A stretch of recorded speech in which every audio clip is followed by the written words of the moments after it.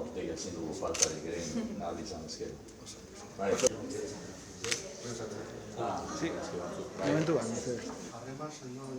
Herramienta sendoa la webgune profesional.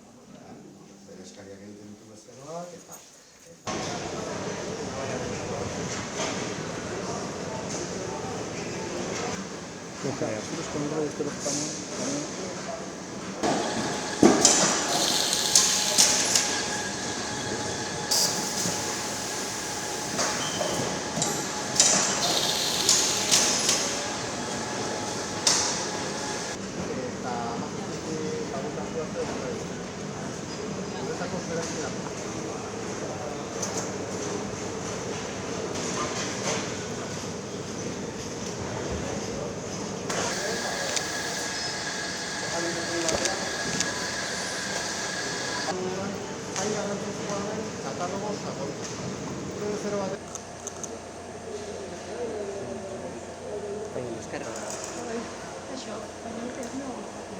Elkarren arduradun eta kideok, herri agintariok, sailburuok, jaun Andreok egunon. Zorionak, hasteko, mende erdi honetako ibilbide oparoarengatik eta eskerrik asko zuen gonbidapenagatik. Elkar Fundazioaren sortze gutunetik jasotako 3 hitz erabiliko ditut. Elkar, elkar eragintza eta elkarlana. Elkar. Euskal liburu eta kantuen argitaldariak. Elkar. Euskara eta euskal kultura sortu, garatu, zabaldu eta indartu nahi duten guztien lankidetza bultzatzea du helburu eta egitasmo. Bultzada hori hasieratik eman zenuten, garai zail haietan, 1900 eta 1972 urtean, frankismo garaian. Berez, iparraldetik hegoaldera iritsi zen elkar, eta hango liburu eta kantuekin batera, askatasunaren, senidetasunaren eta berdintasunaren gogoa eta asmoa ere iritsi zen gure artera.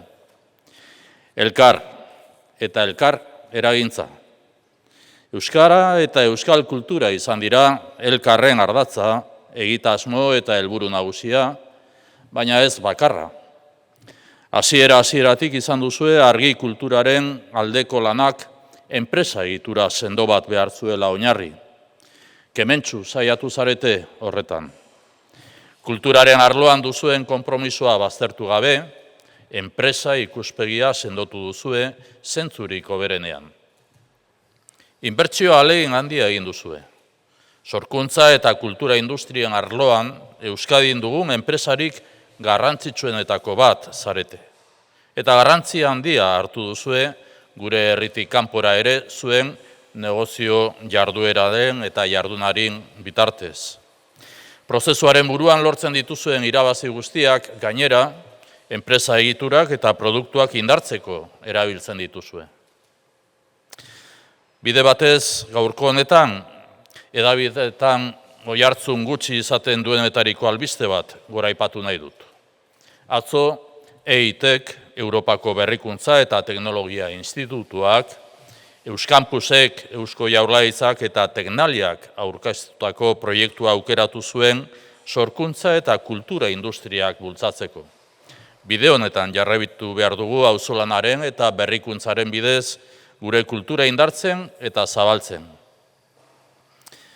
Elkar eragintza eta elkarlana.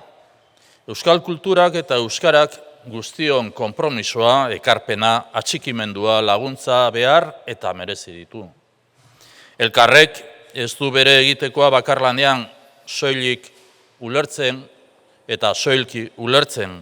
Horregatik, ekintza propioak bultzatzeaz gain, elkarlanean kulturekintzak bideratzen eta bultzatzen ditu.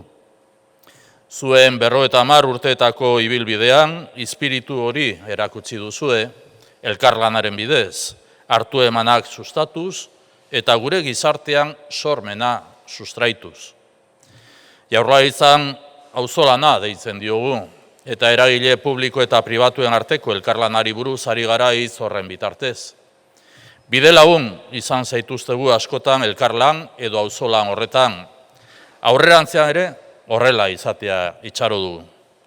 Gaur, mende erdi honetan elkar sortu, zabaldu, bultzatu eta etengabe berritu duzuen elkarkide guztioi, zorionak eta eskerrik asko euskara eta euskal kultura garatzeko eta indartzeko egindako ahaleginagatik.